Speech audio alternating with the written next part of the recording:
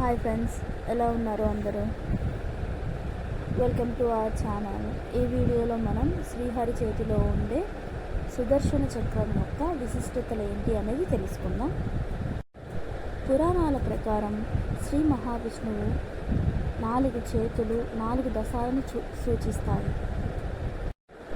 అయితే వీటిలో ఒక చేతిలో ఉండే అత్యంత శక్తివంతమైన ఆయుధాలలో ఒకటైన సుదర్శన చక్రం విశిష్టతలేంటి అని ఈ వీడియోలో చూద్దాం. మరియు ఈ చక్రాన్ని విష్ణువుకు ఎవరు ఇచ్చారు అని ఆసక్తికరమైన విషయాన్ని కూడా ఈ వీడియోలో తెలుసుకుందాం. హిందూ పురాణాల ప్రకారం శ్రీహరి సమస్త విశ్వాన్ని నియంత్రించే అత్యున్నత శక్తిని కలవాడు.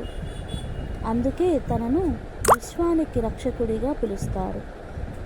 మనం నిత్యం చూసే విష్ణువు ఫోటోల్లో, వీడియోల్లో శ్రీ మహావిష్ణువుకు 4 చేతులు ఉంటాయని మనందరికీ తెలుసు.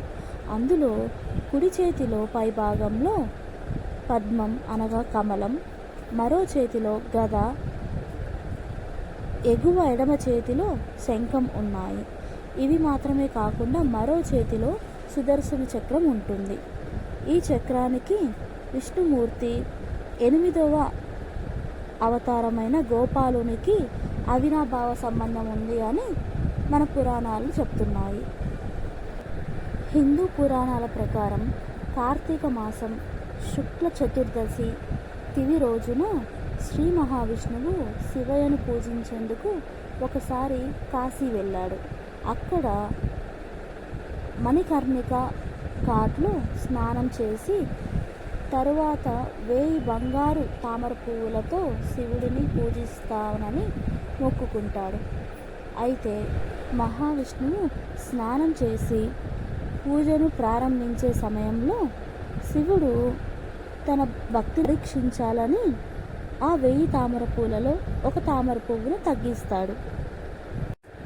అయితే మహావిష్ణువు తాను మొక్కుకున్నట్టు 1000 తామర పువ్వులను సమర్పించాల్సి వచ్చింది. అప్పుడు ఒకటి తక్కువైన సందర్భంలో తన కళ్ళు తామర పువ్వులను పోలి ఉందని భావించాడు. అందుకే తనను కమల నయన పుండరీకాక్ష అని పిలుస్తారు. అదే సమయంలో తామర పువ్వు స్థానంలో తన కళ్ళను సమర్పించాలని నిర్ణయించుకున్నాడు.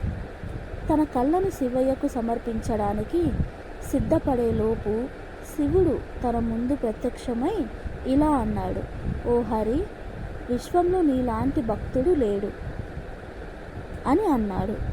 ఆ సమయంలో శివుడు శ్రీహరికి సుదర్శన చక్రాన్ని సమర్పించి ఈ చక్రం రాక్షసులను నాశనం చేస్తుందని, 3 లోకాల్లో ఇది సాటి లేని ఆయుధమవుతుందని చెప్పాడు.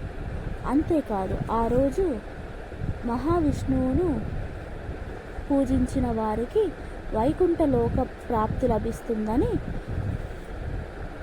వరమిచ్చాడు. అంతే అండి. ఈ వీడియోలో మనం సుదర్శన చక్రం యొక్క విశిష్టతలేంటి, అది ఎవరు ఇచ్చారు అనేది తెలుసుకున్నాము. ఈ వీడియో కనుక మీకు నచ్చినట్టయితే లైక్ చేయండి, సబ్స్క్రైబ్ చేయండి అండ్ మీ ఫ్రెండ్స్కి కూడా షేర్ చేయండి. మరిన్ని వీడియోస్ కోసం సబ్స్క్రైబ్ చేసుకోండి. Thank you.